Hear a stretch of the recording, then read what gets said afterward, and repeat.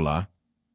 Nesta aula 50, avançamos para o núcleo conceitual da seção 10.2 do capítulo 10 do livro.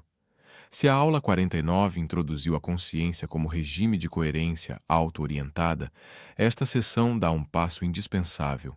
Ela redefine, com precisão ontológica, o que é um observador, e o faz de modo a reorganizar profundamente a leitura tanto da física clássica quanto da mecânica quântica. O ponto de partida é uma crítica direta ao papel historicamente ambíguo do observador. Na física clássica, ele aparece como externo ao sistema, mede, registra, descreve, mas não participa do ser das coisas. Na mecânica quântica, o observador torna-se decisivo, porém quase sempre como um fantasma conceitual. Necessário para explicar a medida, mas indefinido em termos ontológicos. A TNT recusa esse impasse. Ela não aceita nem o observador como mero espectador externo, nem como consciência metafísica inserida no mundo. Em vez disso, propõe uma definição operacionalmente clara. Um observador é um domínio funcional da rede temporal suficientemente estável, coerente e reflexivo para operar como ponto de projeção orientada da realidade. Essa definição muda a pergunta central. Em lugar de quem observa, a TNT pergunta: que tipo de estrutura na rede possui estabilidade e reflexividade suficientes para que um recorte do real se torne projetável como mundo fenomênico? O observador, portanto, não é um eu entendido como substância. É uma subestrutura funcional, ou seja, uma região interna à rede temporal com propriedades específicas capazes de sustentar continuidade e selecionar o que se torna realidade para ela. A TNT organiza essa definição em três condições fundamentais. A primeira é a coerência funcional interna elevada. Para existir como observador, um domínio precisa manter coesão interna suficiente para não se desintegrar a cada perturbação. Essa coesão cria uma malha densa de conexões estáveis que protege o domínio contra dispersões abruptas. A identidade surge aqui como consequência direta. O eu não é dado. É uma conquista topológica. A rede só sustenta um centro de experiência quando há estabilidade interna suficiente para produzir continuidade. A segunda condição é a capacidade reflexiva. Não basta ser estável. Um observador precisa conter mecanismos funcionais capazes de comparar estados, integrar passado, antecipar futuro e reajustar o próprio regime interno. Isso não deve ser lido como psicologia, mas como estrutura. Um observador não é um registro passivo do mundo. Ele incorpora sua própria história e reorienta suas respostas em função do que já ocorreu. A TNT identifica nisso o núcleo de algo que, em linguagem comum, chamamos de memória ativa e intencionalidade primitiva. Não uma intenção metafísica, mas um autoajuste orientado que permite escolha, previsão e adaptação. A terceira condição é a mais disruptiva: projeção funcional orientada. O observador não apenas recebe o mundo, ele atua como um filtro ativo. Não observa tudo, mas apenas aquilo com que consegue entrar em compatibilidade coerente. A realidade percebida não é uma fotografia objetiva do todo, nem uma fabricação subjetiva arbitrária. Ela é um efeito relacional, nascido do acoplamento entre a rede e seus domínios autorreflexivos projetantes. Observar é um ato performativo. Selecionar, entre o possível, aquilo que se torna estável para aquele domínio. Com isso, a TNT combate um vício interpretativo recorrente: imaginar um mundo completo, dado de uma vez, que a observação apenas revelaria. Na TNT, o mundo fenomênico emerge orientado pelo tipo de domínio que observa.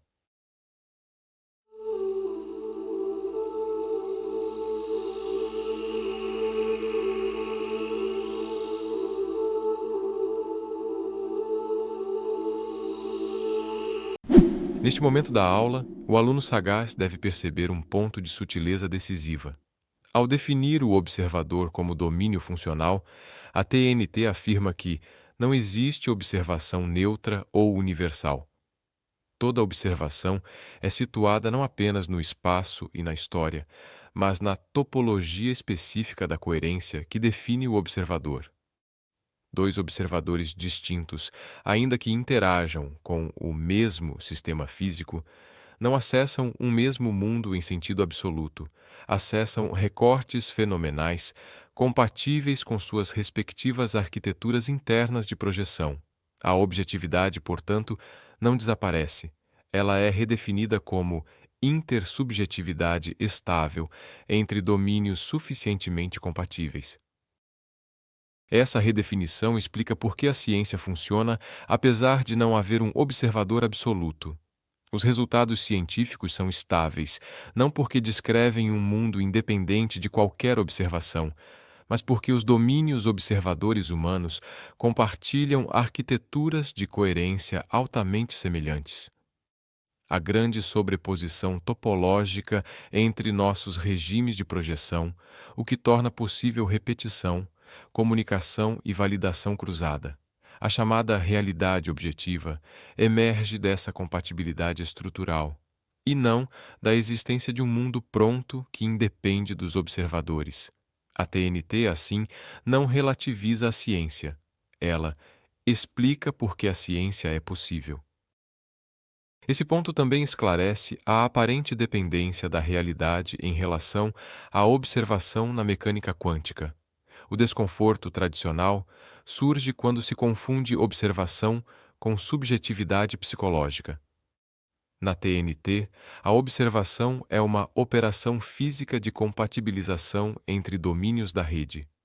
O resultado é o estado que consegue sobreviver ao acoplamento com um domínio observador específico. Não há escolha consciente arbitrária. Há limites estruturais de sustentação da coerência. Mais ainda, a TNT sugere que diferentes tipos de observadores podem sustentar realidades fenomenais qualitativamente distintas, ainda que derivadas da mesma rede subjacente. Um observador biológico, um observador instrumental e um observador coletivo simbólico não projetam o mundo da mesma forma, pois não compartilham a mesma arquitetura de reflexividade e estabilidade. A realidade é una em sua fonte, a rede temporal, mas múltipla em suas manifestações, condicionadas pelos modos de observação possíveis. Isso evita um equívoco comum. Não se trata de um multiverso no sentido popular. Não há universos independentes coexistindo, mas múltiplos domínios fenomenais possíveis, cada qual sustentado por um regime específico de observação. Esses domínios podem ser mais ou menos compatíveis, comunicáveis ou sobrepostos. A realidade cotidiana é simplesmente o domínio mais estável e amplamente compartilhado entre observadores humanos. Por fim, esse modelo redefine o estatuto do erro, da ilusão e da alucinação. Eles não são falhas da percepção em relação a um mundo verdadeiro oculto, mas projeções sustentadas por coerência interna insuficientemente ancorada na compatibilidade coletiva. Um observador pode sustentar temporariamente um domínio fenomenal que não encontra correspondência em outros domínios observadores. Isso caracteriza uma ruptura da intersubjetividade, não a inexistência absoluta do fenômeno para aquele observador.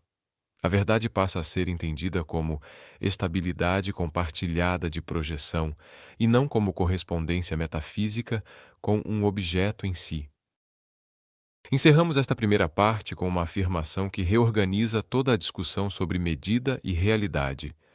Na TNT, observar não é revelar um mundo pronto, mas sustentar, por compatibilidade coerente, um domínio projetável do real. O observador não é um espectador externo nem um fantasma metafísico. É uma subestrutura da rede que, ao selecionar, torna possível a emergência orientada do mundo fenomênico. Agora já podemos imaginar algumas das implicações desse modelo. Como ele dissolve os paradoxos clássicos da medida, como diferentes acoplamentos geram recortes fenomenais distintos e como isso se conecta diretamente à consciência como regime avançado de reflexividade e autoprojeção sustentada.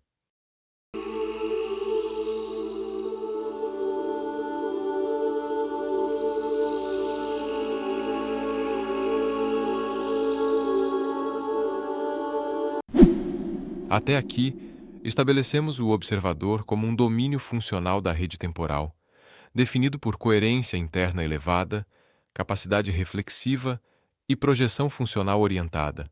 Agora, avançaremos para as consequências mais exigentes desse modelo, como ele dissolve os paradoxos da medida, como explica a emergência de resultados únicos sem apelos externos forçados, como lida com múltiplos observadores e como se articula diretamente com a consciência, tudo isso preservando o rigor ontológico e evitando ambiguidades tradicionais. O primeiro ganho conceitual é a reinterpretação da medida. Na TNT, medir não é provocar um evento metafísico, nem forçar a natureza a escolher um estado. Medir é estabelecer um acoplamento funcional estável entre um sistema e um domínio observador. O que chamamos de resultado é simplesmente o estado que permanece compatível com a arquitetura de coerência do observador após o acoplamento. Estados alternativos não são negados como possibilidades da rede. Eles apenas deixam de ser sustentáveis dentro do domínio fenomenal daquele observador. Assim, o resultado único emerge como consequência estrutural, não como postulado externo.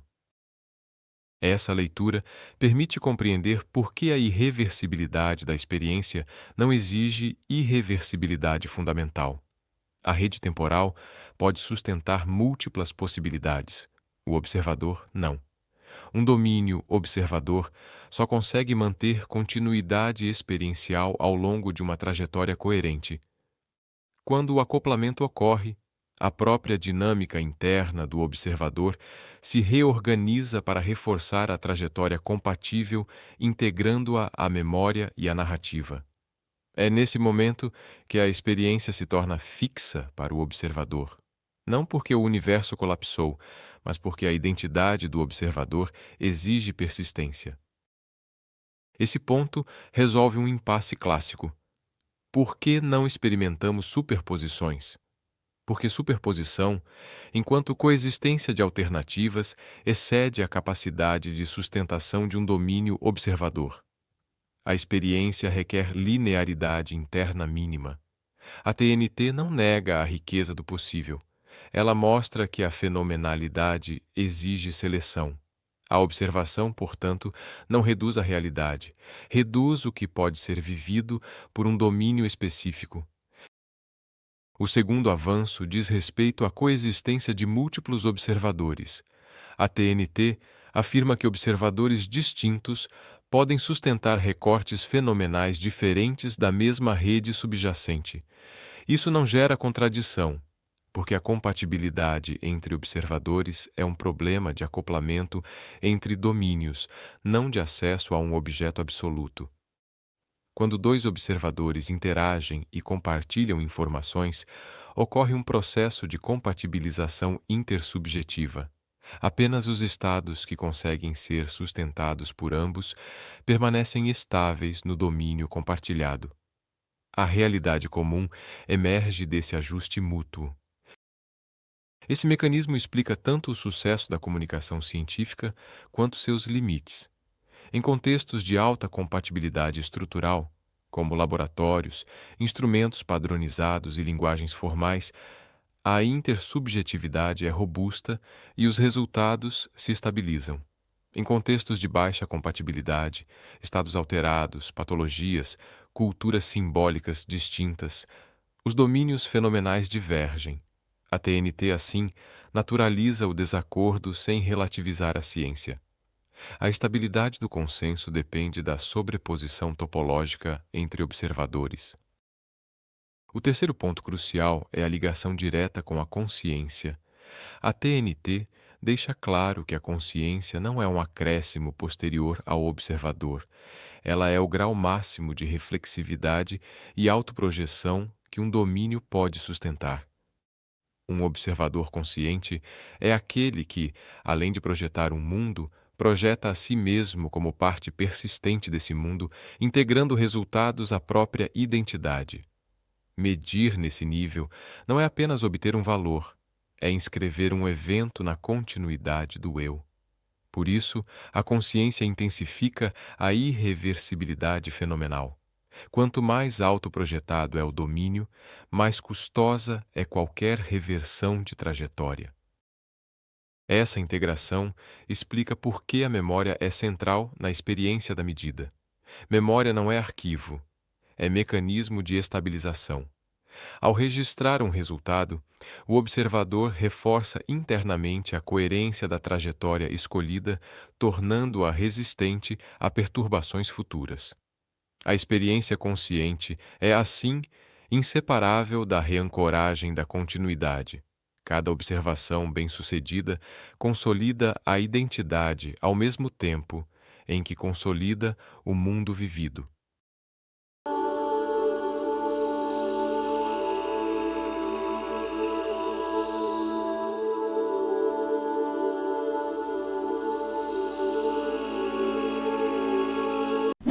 A TNT também permite distinguir observadores biológicos, instrumentais e simbólicos sem confundi-los.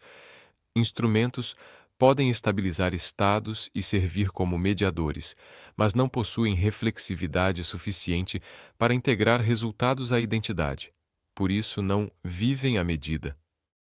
Observadores simbólicos, como coletivos humanos organizados por linguagem e registros, podem sustentar domínios fenomenais amplos e duráveis, mas dependem da compatibilidade entre observadores individuais.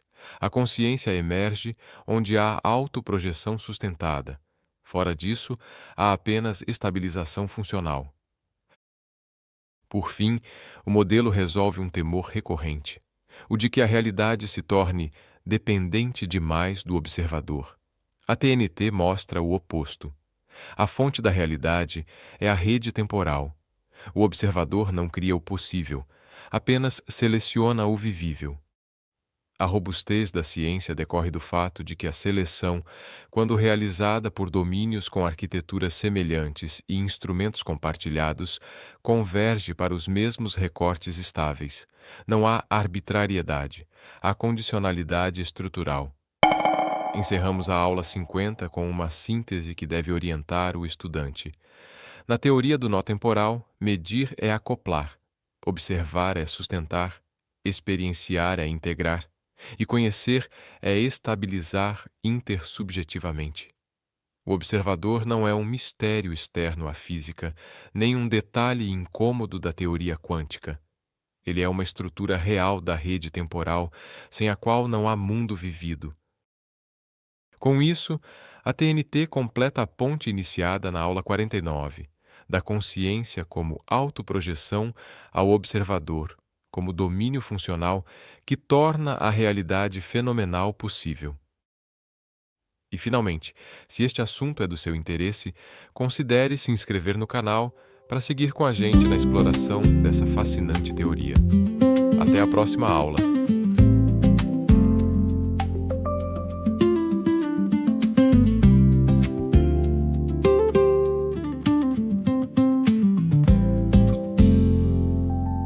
Ele atravessa o dia com a tranquilidade de quem nunca duvida da própria moldura.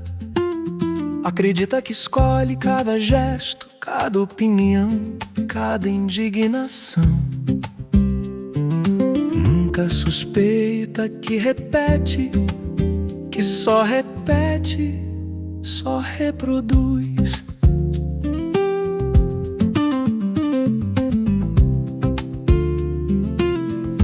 Ele chama impulso de convicção, chama eco de pensamento, chama o ruído de verdade e segue contente. Ele só repete, não percebe que tudo que o move já o movia antes dele nascer ideia. Ele não percebe o fio invisível que conduz seus passos. Ele não percebe que o medo antigo fala com a sua voz. Ele não percebe e isso protege. Ele o discute com firmeza, defende o que ouviu ontem, como se tivesse descoberto sozinho. Ele acredita que está desperto. Ele realmente acredita que despertou e talvez esteja para o nível do sonho em que vive. Ele ri da palavra manipulação, ri da palavra condicionamento, ri porque é mais fácil do que escutar. Ele não percebe a moldura do quadro. Ele não percebe a engrenagem suave sob o aplauso. Ele não percebe e isso acalma.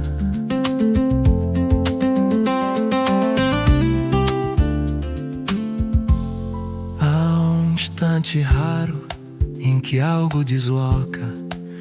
Não é argumento, não é choque, é fissura, um desconforto mínimo que não vem de fora, vem de dentro. E se ele prestar atenção, vai notar que sempre esteve ali. Se ele ouvir essa fissura até o fim, algo muda. Se não ouvir, nada muda. Ele não percebe, ou percebe agora. Se você percebeu o que essa canção dizia sobre ele, então já não é mais sobre ele, é sobre você. É de você que estou falando, é você, é um outro ele. E agora que viu, vai fechar os olhos ou atravessar o medo, porque perceber é só o começo, é só